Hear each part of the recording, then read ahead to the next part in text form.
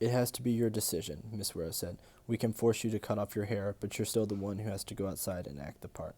We know this is a big thing we're asking, but I think you can do it. How about it? Parvana realized Miss Wira was right.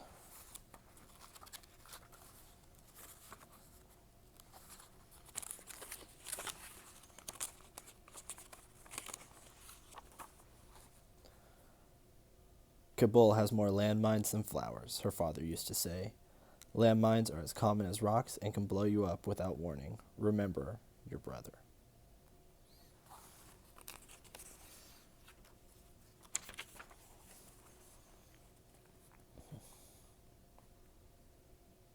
Parvana gave Shazia a nudge, and they looked out over the mounds of dug-up graves and the boys, sweaty and smudged with dirt, at the piles of bones beside them, gleaming white in the sudden sunshine.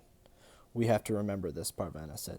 When things get better and we grow up, we have to remember that there was a day when we were kids and we stood in a graveyard and dug up bones to sell so our families could eat.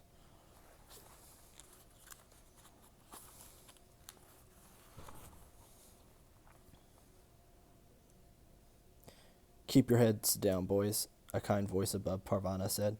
There will be a time enough when you are old to see such things. The cigarettes and gum had fallen off their trays, but the men around them gathered up the spilled items and returned them to the girls.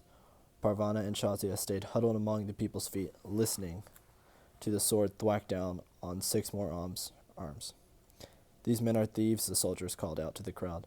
See how we punish thieves? We cut off one of their hands. See what we do. Parvana and Shazia did not look.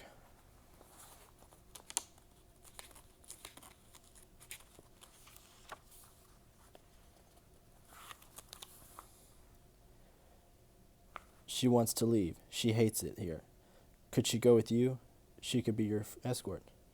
Shazia has family here. Do you mean to say that she would just leave her family? Desert the team just because the game is rough? Parvana said no more. In a way, Mrs. Wira was right. That was what Shazia was doing, but Shazia also was right. Didn't she have a right to seek out a better life? Parvana couldn't decide who was more right.